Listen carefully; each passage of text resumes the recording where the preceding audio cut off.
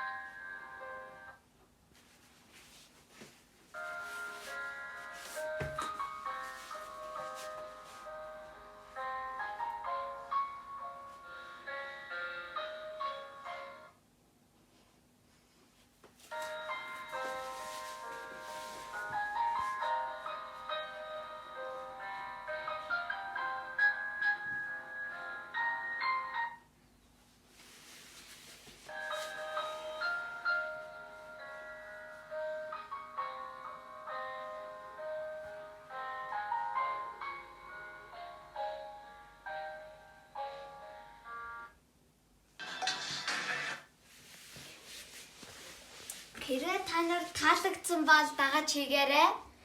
Баяртай. Маск зүгээрэй. Гэртээ байгаарай.